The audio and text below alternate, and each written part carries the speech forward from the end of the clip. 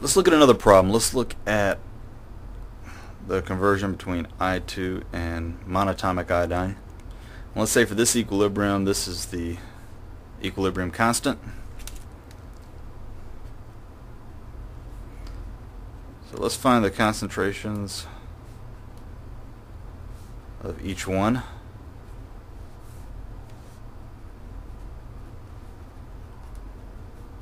When you're starting with 3 molar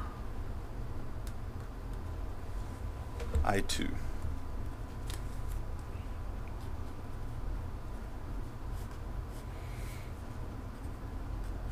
Alright, so once again we're going to start with an ice table. And we're starting with 3 molar I2, 0 product. So again, in order to establish equilibrium, you have to have some product. So you're going to lose X amount of I2. And since the ratio is 1 to 2, for every X amount of reactant you lose, you gain 2X worth of product.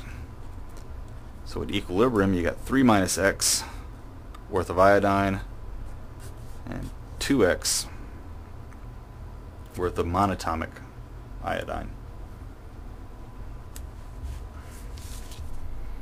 So as before,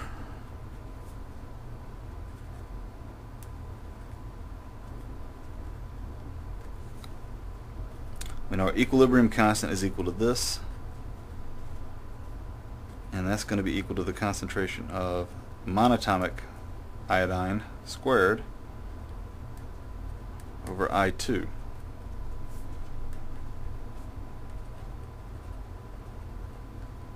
So we plug in what we know after filling out our ice table.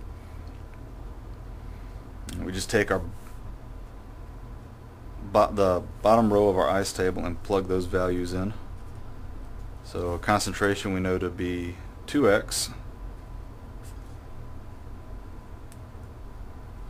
and our reactant concentration is 3 minus X. So like before, we need to solve for X. Now as you start solving for X, you're going to run into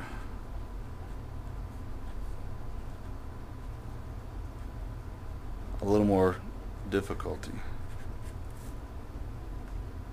This one's a little more involved because you're going to end up with a quadratic equation, which you may remember from your algebra class.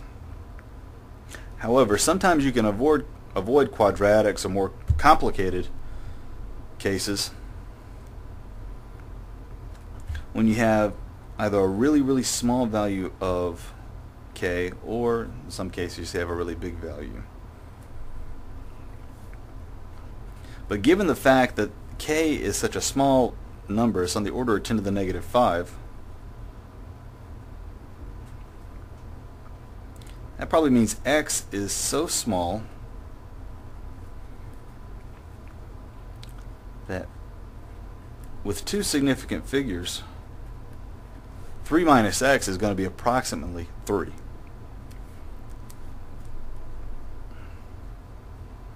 So if we take that and plug that into our denominator, so we're going to use 3 instead of 3 minus X.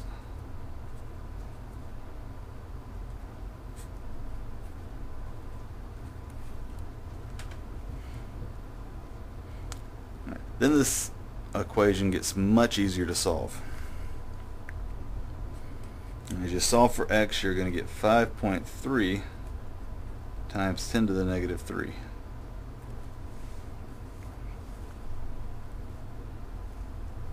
Now, as a general rule, it's okay to approximate if X is less than 5% of the term you're adding or subtracting it from.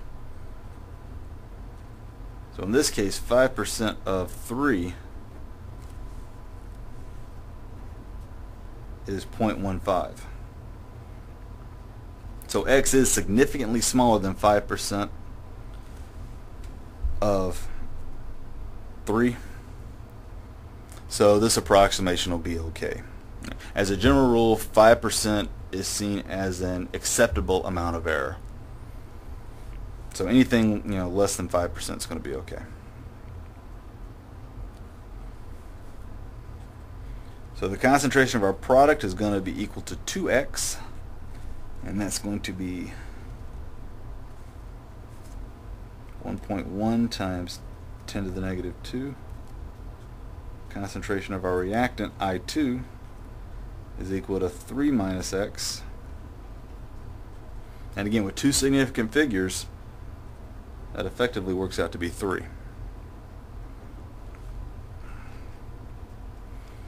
And again, you can check your work like we did previously by taking these two numbers and plugging it into our expression for K.